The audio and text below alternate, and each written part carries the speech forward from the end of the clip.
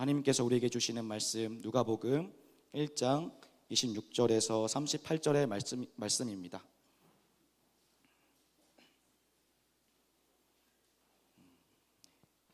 다 찾으신 줄 생각하고 제가 한 절, 여러분 한 절, 마지막 절은 같이 읽도록 하겠습니다. 그 후에 6달째에 하나님께서 천사 가브리엘을 갈릴리 나사렛 마을에 보내 한 처녀에게 가게 하셨는데 그 처녀는 다윗의 가문에 속한 요셉이라는 남자와 약혼한 마리아였습니다.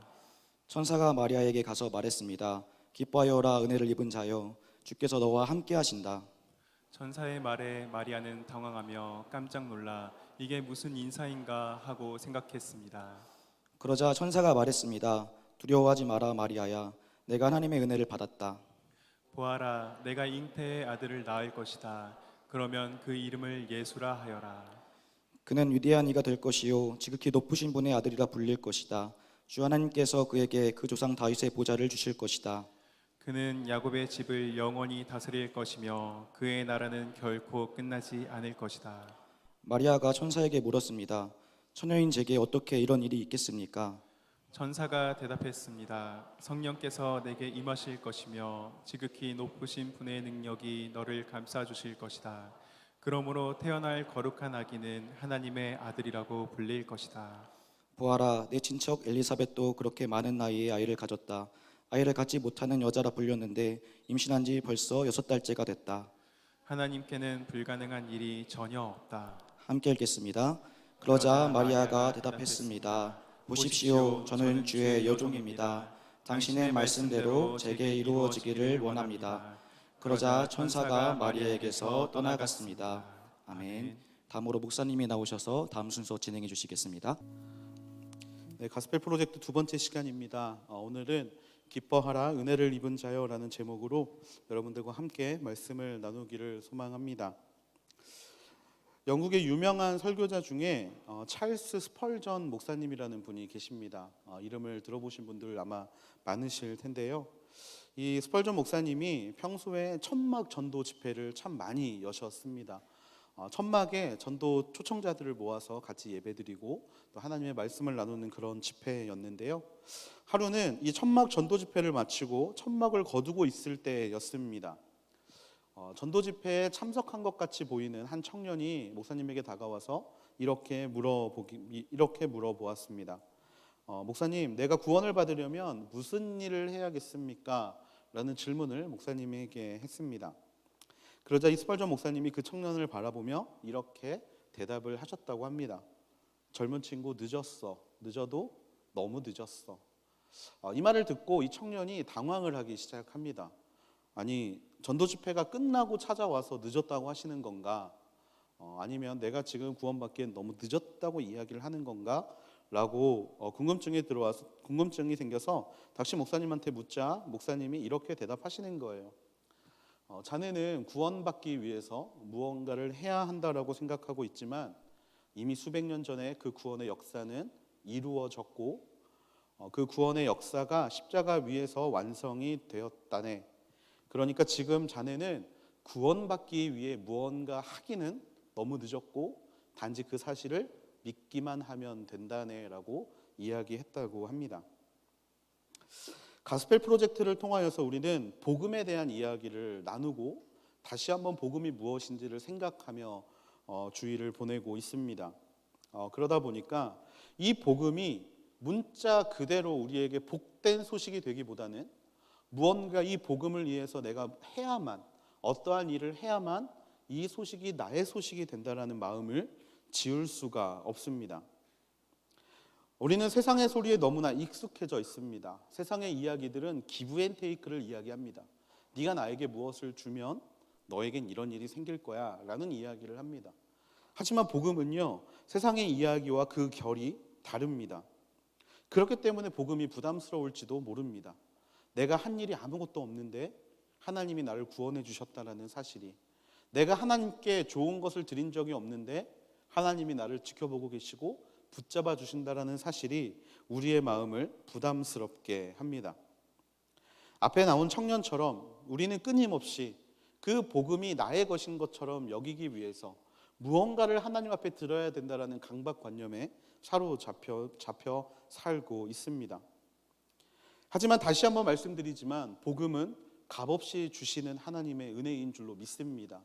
이건 우리가 무언가를 해서 주시는 것이 아니라 수천 년 전에 이미 십자가 위에서 우리에게 주신 선물이요, 우리가 하나님 앞에 무엇을 드렸기 때문에 우리에게 다시 돌려주시는 것이 아니라 처음부터 우리가 어머니의 모태에 있기 전부터 우리를 위해 약속하신 하나님의 약속이라는 것입니다.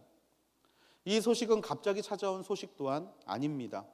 지난 시간 족보를 통해 우리가 보았듯이 이미 수천 년 전부터 나를 그리고 여러분을 향한 하나님의 계획은 진행되고 있었고, 그 진행되는 역사의 흐름을 따라 오늘날까지 그 복음의 소식이 전해진 것입니다. 이 복음은 약속의 성취입니다. 우리는 그 사실을 믿기만 하면 됩니다.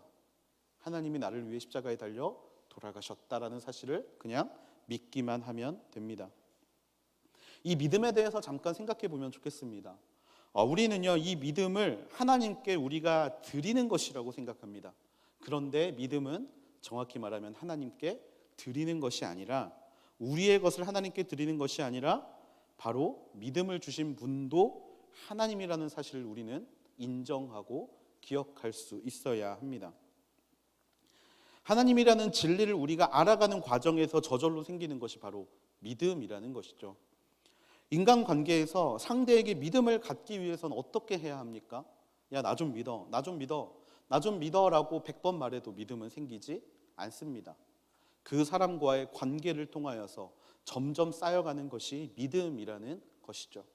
갖고 싶어서 갖는 것이 아니라 살다 보니 저절로 내 안에 자라나는 것이 믿음이라는 것입니다. 노력해서 얻어지는 것이 아니라 자연스럽게 얻어지는 것이 바로 믿음이라는 것이죠.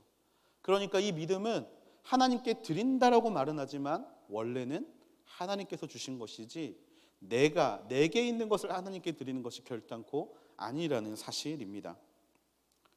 모든 것은 그분께서 주신 것입니다. 우리는 단지 그것을 인정하기만 하면 됩니다. 그리고 그분을 받아들이기만 하면 돼요. 결국 믿음은 내 안에 하나님께서 주신 것으로 나를 채워가는 과정입니다. 이것을 다른 말로 이야기를 하면 나를 내어드리는 것. 하나님께서 나를 내어드리는 자들에게 당신의 뜻으로 채워가는 과정, 그것이 바로 믿음의 과정이요, 믿음의 여정이라는 것입니다. 여러분 혹시 직소 퍼즐 좋아하십니까? 직소 퍼즐. 저는 이 멍 때릴 때 직소 퍼즐을 좀 많이 맞춥니다. 멍 때리기에는 이보다 좋은 게 없어서 정말 이 직소 퍼즐을 할 때 우리가 처음에 이 조각을 흩어 놓죠. 근데 그때 이 직소 퍼즐을 하나하나를 떨어뜨려 놓으면 무슨 그림인지 우리가 알 수 없습니다. 하나하나가 떨어져 있을 때는 별 의미가 없어요. 그런데 그것을 하나하나 맞추게 되면 우리의 앞에 없었던 그림이 완성되는 것을 우리는 볼 수 있게 됩니다. 우리의 인생이 이 직소 퍼즐과 같습니다. 믿음의 여정이 이 직소 퍼즐과 같더라고요. 하나하나 떨어뜨려 놓으면 의미 없어 보이지만 세상이라는 퍼즐을 맞춰 가시는 하나님 앞에 나를 채울 수 있도록 내어드리는 믿음이 마지막에 하나님께서 완성시키는 그림의 밑거름이 된다라는 사실입니다. 우리는 아마 이 그림을 볼 수는 없을 겁니다. 아마 누구도 지금 내 이 행동이 어떤 결과를 일으키는지 알 수는 없을 것입니다.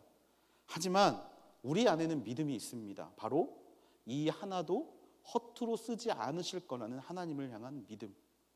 바로 그 믿음의 이야기가 오늘 성경에 나오는 마리아의 이야기입니다. 우리가 너무나 잘 아는 여인, 예수 그리스도의 어머니인 마리아.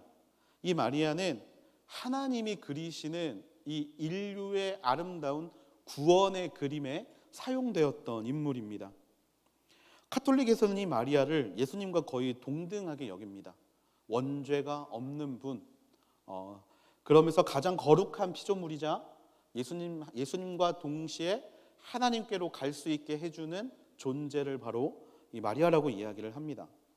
하지만 말씀을 통해서 하나님께서 우리에게 이야기하고 계시는 것은 마리아는 우리와 같은 인간이라는 사실입니다.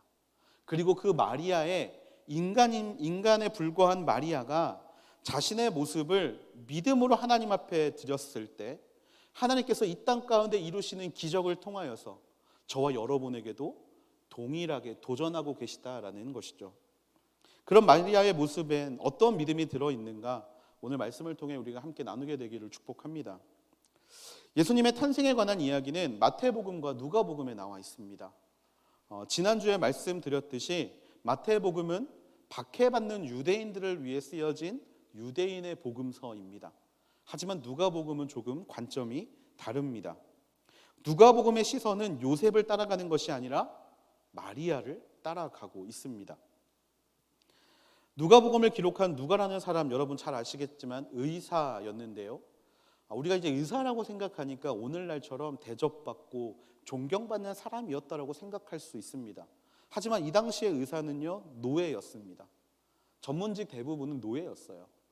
이 누가는요, 노예로서 그 바울이라는 어떻게 보면 주인이자 스승을 따라다니는 존재였습니다. 아무도 알아주지 않는 사람이었어요. 그러다 보니까 이 누가복음의 시선은 자연스럽게 권위를 가진 사람을 쫓아가는 것이 아니라 자기와 동등한 사람을 쫓아가게 됩니다. 바로 자신과 같은 노예들, 그리고 이방인들, 그리고 고아와 과부들, 여성들에게 초점이 맞추어져 있습니다. 그러다 보니까 자연스럽게 시선이 누구를 향하게 되느냐? 마리아라는 여인을 향하게 되고 있고요. 바로 복음서를 통하여서 그 마리아를 통해, 가난한 자를 통해, 연약한 자를 통해 일하시는 하나님을 우리에게 증거하기를 원하시는 복음서가 바로 이 누가복음입니다.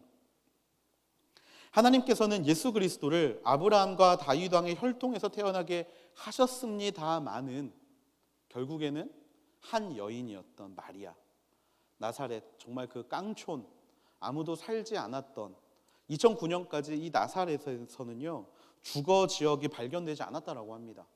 집을 지을 돈이 없어서 모두가 들판과 동굴에서 생활을 했던 이 나사렛에 있었던 가난한 한 여인, 이 마리아를 통하여서 예수 그리스도를 증거하셨다라는 사실은 오늘 저와 여러분에게 얼마나 큰 은혜가 되는지 모르겠습니다. 하나님의 아들을 세상에 보내실 때 예루살렘의 부잣집 자제를 선택하실 수도 있었을 거라고 생각합니다.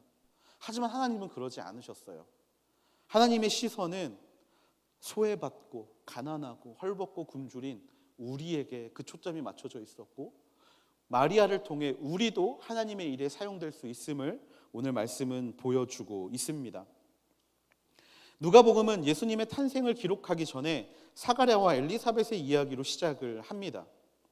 하나님은 예수를 언제 어떻게 보내실지, 누구를 통해 보내실지, 누구를 통해 준비시키실지를 다 계획하고 계셨는데 그 도구로 쓰임받은 사람이 바로 사가랴와 엘리사벳의 아들인 세례 요한이었죠.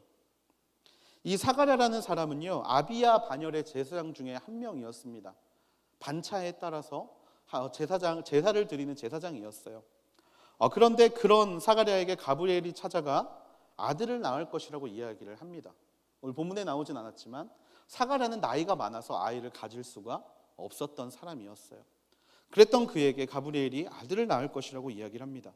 그리고 그의 이름을 요한이라고 하고 그로 인해 이스라엘 자손들이 하나님께로 돌아오게 될 것이라는 메시지를 전합니다. 하지만 사가랴는 그 이야기에 아멘으로 대답하지 못합니다. 반면에 마리아는 이 천사의 이야기에 주의 뜻대로 되기를 원한다라는 아멘이라는 고백을 하게 되지요. 이 세례 요한의 탄생과 예수님의 탄생에는 공통점이 있습니다. 바로 기적적으로 아이가 태어났다라는 사실입니다. 다른 말로 하면, 정확히 말하면 기적적이 아니라 기적으로 태어났죠. 나이가 너무나 많았던 엘리사벳의 모태를 열어서 아이를 갖게 하셨고, 또 남자를 알지 못하는 여인에게서 예수 그리스도를 태어나게 하셨다라는 사실은 바로 기적을 이야기합니다. 그런데 이 두 사람의 차이점이 있습니다. 그 차이점이 무엇이냐면, 마리아는 당신의 말씀대로 내게 이루어지길 원합니다, 아멘으로 대답한 반면에 사가랴는 아멘으로 대답하지 못했다라는 것입니다. 여기서 하나님이 주시는 은혜가 있습니다. 바로 믿음은 자리에 의해서 결정되지 않는다라는 사실입니다. 사가랴의 직책이 무엇입니까? 여러분, 제사장입니다. 제사장. 매일 하나님께 가까이 나아가야 하는 존재, 매일 사람들을 하나님께로 이끌어야 하는 존재가 바로 사가랴라는 사람의 직책이었습니다. 어떻게 보면 두 사람의 신앙을 보면 당연히 사가랴가 신앙이 더 좋아야 할 것이라고 우리는 생각할지도 모릅니다. 하나님의 세우신 제사장과 평범한 한 소녀의 믿음이 어떻게 같을 수 있겠습니까? 하지만요, 오늘 말씀은 우리에게 뭐라고 이야기를 하시는가? 믿음은 자리에 의해 결정되지 않는다라고 이야기하고 계시다라는 겁니다. 많은 친구들과 이야기를 할 때 마음 아픈 것들을 많이 느낍니다. 뭐냐면 신앙에 대해서 이야기를 해주고 이렇게 사는 것이 믿음 아닐까? 이렇게 말씀을 통해 이야기를 해주면 돌아오는 대답이 이런 대답이에요. 그건 목사님이니까 할 수 있는 거 아니냐고. 목사님은 저보다 믿음이 좋으니까 할 수 있는 거 아니냐고. 가끔은 저희 아내랑도 이 문제로 실갱이를 좀 합니다. 이렇게 해보면 어때? 라고 말하면 그거는 네가 목사니까 가능한 거라고. 저희 아내가 저에게 가끔 그렇게 정죄를 할 때가 있습니다. 근데 그럴 때마다 사실 마음이 좀 아픕니다. 여러분, 목사가 성도보다 믿음이 좋다는 건 우리의 생각이지 하나님의 생각이 아닙니다. 저는요, 한 번도 제가 여러분들보다 믿음이 좋다라고 생각해 본 적이 없습니다. 저는 목사라는 직책에 저를 불러주신 이유를 이렇게 생각해요. 밖에 놔두면 사고 칠까 봐. 그냥 하나님 모르고 살아가면 남들보다 더 나쁘게 살까 봐 하나님이 그냥 보험을 들어 놓으신 거라고 생각합니다. 그리고 한 번도 그 생각은 변한 적이 없습니다. 다시 한번 말씀드리지만 믿음은 자리에 의해 결정되지 않습니다. 저도 사람이고 여러분도 사람입니다. 제가 연약한 만큼 여러분도 연약하고요. 제가 강할 수 있는 만큼 여러분들도 믿음 안에 강해질 수 있습니다. 믿음은 하나님과의 관계에서 생기는 것이지, 물론 자리에 은혜를 부어주실 때가 있습니다. 생각나게 하시고 더 깊게 하나님을 만나게 해주시는 하나님의 은혜가 있기는 하지만 그 자리가 우리의 믿음을 담보해 주지 않는다라는 거예요. 사가랴가 제사장의 자리에 있었기 때문에 그 믿음이 보증될 수 있었다면 사가랴는 오늘과 같은 대답을 하지 않았을 겁니다. 하지만 사가랴도 일개 인간이었다라는 거예요. 우리가 이것을 착각하지 않게 되기를 축복합니다. 수모임에 들어가면 순장이 왠지 우리보다 믿음이 좋을 것 같습니다. 그리고 그룹장 정도 되면 순장보다 좀 더 큰 믿음을 가지고 있는 것처럼 보이고요. 막 MC가 되면 거의 교역자와 동급으로 막 기도하면 막 기적이 일어날 것 같은 그런 어떠한 하나님의 믿음을 가지고 있는 것처럼 여러분은 보고 계실지도 모릅니다. 하지만 교회 안에서의 직책은 믿음의 척도가 아닙니다.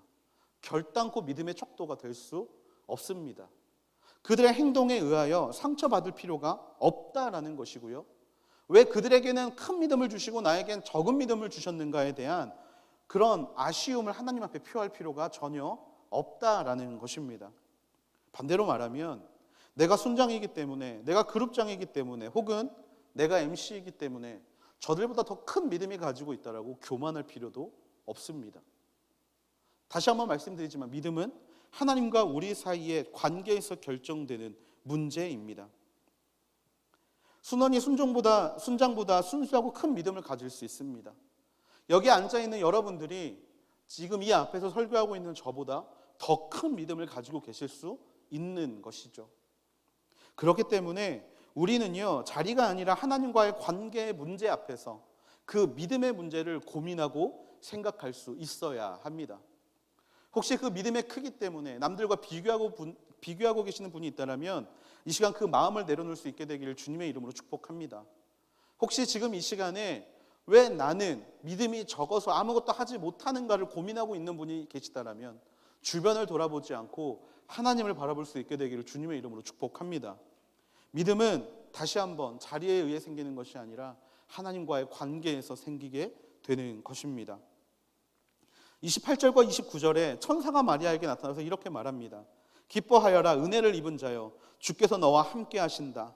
천사의 말에 마리아는 당황하며 깜짝 놀라 이게 무슨 인사인가 하고 생각했습니다.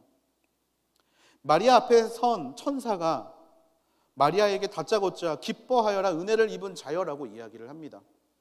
29절 말씀을 보니 마리아는 갑자기 당황했다라고 이야기를 해요. 당황할 만합니다. 뜬금없이 나타나서 갑자기 앞뒤말 다 잘라먹고 그냥 기뻐해라 라고 이야기하고 있는 것은 마치 그냥 길을 가는데 제가 여러분의 눈을 보면서 야 기뻐해, 감사해 라고 이야기하는 것과 똑같은 거죠. 아 도대체 뭐지? 이게 뭐지? 그 마음에는 당황함이 있습니다. 우리의 상식으로는 도대체 뭘 보고 기뻐하라는 건지, 뭘 보고 은혜를 입은 자라는 건지 이해가 되지 않습니다. 그러자 천사가 30절에서 33절을 통하여 이야기를 합니다. 두려워하지 마라 마리아야, 내가 하나님의 은혜를 받았다. 보아라, 내가 잉태의 아들을 낳을 것이다. 그러면 그 이름을 예수라 하여라. 그는 위대한 이가 될 것이요 지극히 높으신 분의 아들이라 불릴 것이다. 주 하나님께서 그에게 그 조상 다윗의 보좌를 주실 것이다. 그는 야곱의 집을 영원히 다스릴 것이며 그의 나라는 결코 끝나지 않을 것이다. 여러분 어떻습니까? 우리에겐 너무나 은혜가 되는 말씀이죠. 예수 그리스도의 탄생에 관한 이야기니까요. 하지만 마리아에게는 어땠을까요? 마리아에게는 정말 아닌 밤중에 홍두깨였을 겁니다. 마리아는 남자를 알지 못합니다. 아직 정혼한 지 얼마 되지 않았어요. 그런 그에게 찾아와서는 아들을 낳을 것이라는 예언. 여러분 이게 얼마나 충격적인 예언이겠습니까? 유대 전승에 의하면 여자아이는 보통 13살에 정혼을 합니다. 우리 은우가 결혼할 때 6년밖에 남지 않았습니다. 유대인이었으면 13살에 보통 정혼을 합니다. 이 정혼이라는 걸 우리가 좀 알아야 되는데요. 이 정혼은요 약혼과 비슷한 겁니다. 1년의 유예 기간을 두는 거예요. 결혼 전 1년의 유예 기간. 1년이 지나면 여자아이는 결혼 생활을 위해 신랑의 집으로 거처를 옮기고 1년이 되는 때 결혼을 하게 되는 겁니다. 이 결혼 전에는요, 이 정혼 기간에는 성적 관계를 가져서는 안 됩니다. 성적 관계를 갖게 되면 혼인 관습의 위반으로 여겨지게 되고요. 결혼을 약속한 사람이라 하더라도 그 둘은 사람들 앞에 끌려 나와서 돌을 맞게 되는 그런 관습이 유대 가운데 있었습니다. 한마디로 지금 마리아가 들은 이야기는 뭐냐면요, 마른 하늘의 날벼락 같은 이야기였던 거예요. 한마디로 지금 천사는 마리아에게 너 죽어라 라고 이야기를 하고 있는 겁니다. 너 돌 맞을 거야 라고 이야기를 하고 있는 것이고요. 많은 사람들이 너를 정죄할 거고 너를 정말 더러운 여자로 볼 거야 라고 이야기를 하고 있습니다. 한마디로 위험한 이야기이죠. 위험한 이야기. 이런 이야기를 들을 때 우리의 반응은 어떻겠습니까? 저는 그렇게 살고 싶지 않은데요. 저는 그렇게 어렵게 살고 싶지 않은데요. 라고 아마 우리는 대꾸할 겁니다. 그런데 마리아는 그렇게 대답하지 않습니다. 34절에 마리아가 천사에게 이렇게 말합니다. 함께 읽어볼까요? 시작. 마리아가 천사에게 물었습니다. 처녀인 제게 어떻게 이런 일이 있겠습니까? 아멘. 이 말씀만 보면 마리아가 아니 그거는 불가능할 거예요 라고 말하는 것처럼 보입니다. 스가랴처럼 불순종하는 것처럼 보일지도 모르겠습니다. 하지만요, 지금 이 마리아의 말은 이 일이 불가능하다는 의미에서 질문하는 것이 아닙니다. 그것은 38절에 나오는 말로 알 수가 있는데요. 38절 말씀에 이렇게 대답하죠. 보십시오. 저는 주의 여종입니다. 당신의 말씀대로 제게 이루어지기를 원합니다. 어찌 처녀인 제가 아이를 가질 수 있겠습니까? 하지만 당신의 종인 저에게 그 일이 일어날 줄로 믿습니다라는 고백을 마리아가 천사에게 하게 된 것입니다. 이 대목에서 또 우리가 알게 되는 것이 있습니다. 바로 믿음은 종의 인생을 살게 되는 것입니다. 여러분 마리아는 하나님의 어떻게 보면 하나님의 어머니이죠. 예수 그리스도의 어머니인데 본인의 자세를 본인의 존재를 뭐라고 이야기하고 있냐면 주의 여종이라고 이야기를 합니다. 보십시오. 저는 주의 여종입니다. 자신의 종이라는 뜻은 무엇입니까? 나는 종이기 때문에 당신, 나의 주인의 뜻대로 내 인생을 사용하여 달라라는 고백입니다. 그녀에게 자신의 삶은 별로 중요하지 않습니다. 손가락질 받게 되는 것, 돌에 맞아 죽게 되는 것, 그리고 사람들에게 정죄를 당하는 것 별로 중요하지 않았던 것이죠. 왜냐하면 자신은 종이기 때문에 나를 통해 일하실 하나님, 주인의 뜻이 그에게는 중요했던 것입니다. 여러분, 종은 주인이 시키는 일을 하는 사람입니다. 종은 자신의 가치를 세상 가운데 드러낼 필요가 없습니다. 종의 가치는 주인이 알아주면 그만입니다. 주인의 기쁨을 위해 일하는 자가 종이고요. 또 자신의 기쁨을 위해 일하지 않는 자가 종이라는 존재입니다. 종은 자신의 비전이 아닌 주인의 비전을 위해 일하는 사람이고, 종은 주인의 기쁨이 되기 위하여 자기의 모든 것들을 내어 맡길 수 있는 사람입니다.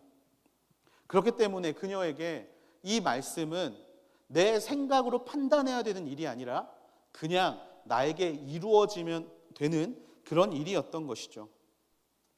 이쯤 되면 우리 안에 거슬림이 있습니다. 나는 저렇게 살고 싶지 않다라는 거슬림. 그냥 나는 하나님 앞에서 좋은 것만 누리고 살고 싶다라는 거슬림. 그냥 어려움 없이 평안하게 순적하게 그냥 죽기 전까지 살고 싶다라는 마음에 이런 마리아의 행동이 내 안에 거슬림으로 다가오게 됩니다. 하지만요, 여러분, 마리아가 아무 생각 없이 이 고백을 했던 게 절대로 아닙니다. 마리아는요, 이 마리아가 가지고 있는 이 믿음에는 근거가 있었습니다.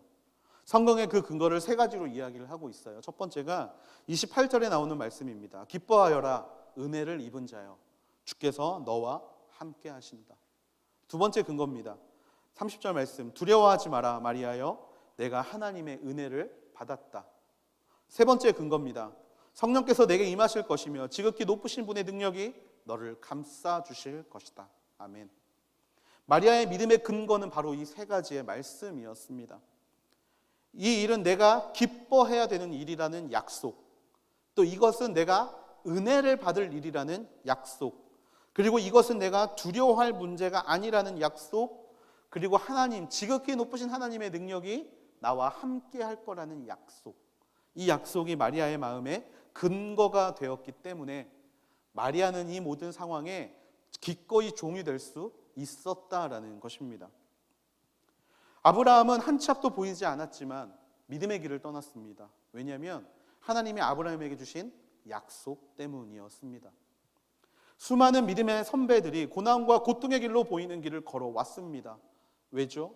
그 길에 주신 하나님의 약속이 있었기 때문입니다. 그냥 들으면 위험한 말씀입니다. 무서운 말씀입니다. 하지만 하나님의 약속이 있다면 그것은 더 이상 무섭거나 위험한 말씀이 되지 않는다라는 믿음이 그들 안에 있었던 것이죠. 이것으로 미루어 보아 알 수 있는 또 한 가지의 사실이 있습니다. 바로 믿음의 차이는 해석의 차이라는 것입니다. 믿음의 차이는 해석의 차이입니다. 하나님의 말씀이 나를 향해 있다라고 해석하는 사람에게는 이 두려움을 넘어서는 믿음을 가질 수 있게 됩니다. 하지만 하나님의 말씀이 나를 향해 있지 않다라고 그 말씀을 해석하는 사람에겐 하나님의 기적은 결단코 일어날 수가 없다라는 것이죠. 사가랴는 당대의 의인이었습니다. 성경이 분명히 증언하고 있습니다. 사가랴는 당대의 의인이었다. 그는 계명과 율법을 어기지 않고 흠없는 삶을 살았다라고 이야기를 하지만 그의 시선이, 그의 믿음의 해석이 이 일은 내게 일어날 수 없다라고 이야기를 하게 되자, 그렇게 생각하게 되자 그는 자신의 현실에 갇히게 됩니다. 하나님의 현실에 바라보게 되는 것이 아니라 자신의 현실에 갇히게 되죠. 그로 인해 벙어리가 됩니다. 아무것도 말할 수 없는, 하나님을 찬양할 수조차 없는 벙어리, 그렇게 어떻게 보면 저주받은 인생을 살아가게 됩니다. 하지만 반대로 이 해석의 차이로 말미암아 하나님께서 말씀하시는 모든 일들이 나를 통해 이루어질 것이라는 믿음을 가졌던 마리아는 어떻습니까? 가난한 시골 마을의 처녀였지만 그의 현실은 하나님의 현실이 되었습니다. 그가 바라보는 것은 하나님의 믿음이 되었고, 또 그가 나아갈 수 있었던 그 자리로 말미암아 하나님은 그 마리아를 통해 두려워하지 않는 믿음과 또 하나님이 그와 함께하는 그 믿음을 마리아가 누릴 수 있도록 이끌어 주셨다라는 사실입니다.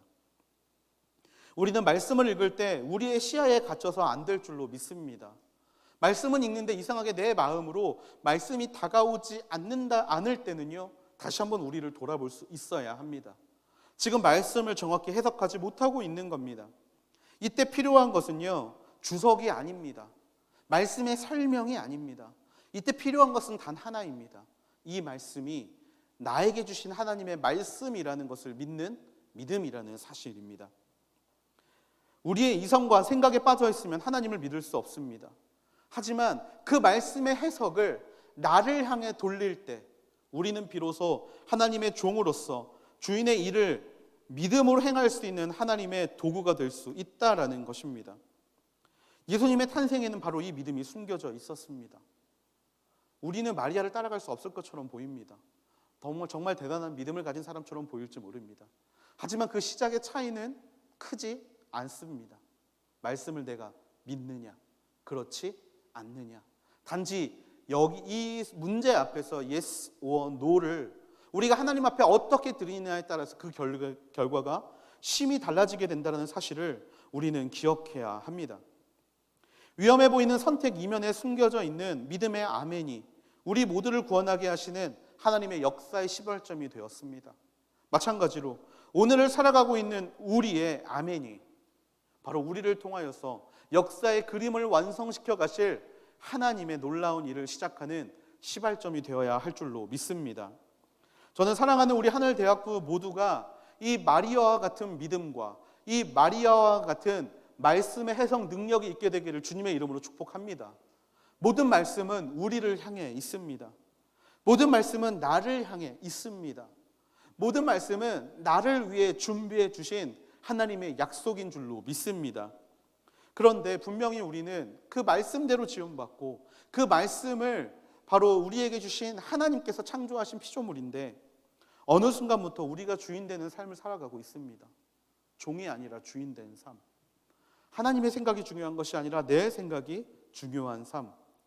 분명히 종으로서 하나님의 비전에 참여할 수 있는 자리로 하나님은 우리를 불러주셨는데 우리는 그 자리로 가지 않고 우리의 비전을 향하여 우리의 꿈을 향하여 쫓아가는 모습을 보여주고 있습니다. 우리의 생각이라는 세계에 갇혀서 믿음의 진면목을 보지 못하고 믿음의 진짜 능력을 경험하지 못하는 우리의 모습. 하나님은 오늘 이 마리아에게 주신 이 말씀을 통하여서 그런 우리의 생각이 깨어지기를 원하시는 줄로 믿습니다. 마리아는 종으로서 자신의 위치를 명확하게 알았습니다. 내 역할은 손가락질 받는 것이라는 것. 내 역할은 나에게 주신 이 생명을 귀하게 가르치고 순종의 길로 갈 수 있도록 이끌어야 한다라는 단지 그 하나의 사실이 오늘 마리아를 하나님께서 사용하시는 이유가 되고 그 이유 하나가 결국에 우리에게 믿음의 조상으로서의 마리아의 모습을 보여주고 있는 줄로 믿습니다. 특별히 우리에게 주시는 하나님의 약속을 찾을 수 있는 저와 여러분이 되기를 주님의 이름으로 축복합니다. 이 말씀은 모두에게 주어진 말씀입니다. 누구에겐 주시고 누구에겐 주지 않은 것이 아니라 말씀의 길을 모두가 걷기를 원하시는 하나님의 마음으로 우리 모두에게 분명히 말씀을 주셨습니다. 그리고 그 약속이, 그 말씀이 나에게 주시는 하나님의 약속이라는 믿음의 해석을 우리가 할 수 있어야 합니다. 그때 비로소 우리 안에 나로 채워졌던 모든 지난 날들이 하나님으로 채워지는 역사를 경험하게 되고 그 한 걸음이 결국에 우리가 하나님의 큰 그림 안에 들어갈 수 있는 그 하나님의 이끄심에 참여할 수 있는 기회를 얻게 되는 역사가 되는 줄로 믿습니다. 우리는 종입니다. 저뿐만이 아니라 저와 여러분 모두가 하나님의 종입니다. 종은 나를 위해 사는 사람이 아닙니다. 종은 주인이 시키시는 일을 하는 사람, 주인의 비전을 따라가는 사람, 어제다 그 종으로서의 정체성이 우리 안에 살아있게 되기를 주님의 이름으로 축복합니다. 말씀을 마무리하려고 합니다. 너무나 수치스러웠던 일일 수 있었지만 마리아는 그 일을 기꺼이 아멘으로 화답하고 그 일을 감당하기로 결단합니다.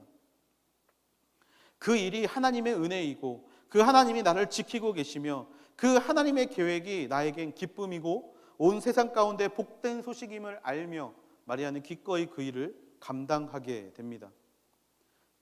비록 나사렛 땅에 있는 가난한 여인이었지만 어린 여인이었지만 쓰신다는 하나님의 약속 앞에 그는 기꺼이 무릎을 꿇었고 그 결과 순종의 열매이신 예수 그리스도가 우리 모두를 구원하시는 그 일을 이룰 수 있게 되었습니다.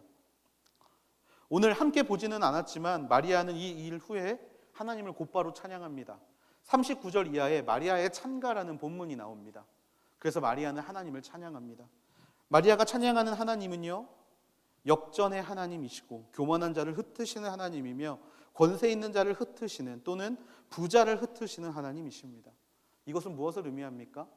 우리가 가진 것을 하나님은 요구하는 것이 아니라 아무것도 없는 그냥 하나님 주신 믿음을 주 앞에 돌려드렸지만 하나님은 그 믿음을 통하여서 세상의 모든 질서를 엎으시고 흩으시며 결국에 하나님의 말씀을 따라 사는 사람에게 승리를 허락하시는 분이라는 믿음의 고백이 이 찬양의 밑거름이 되었다라는 사실입니다.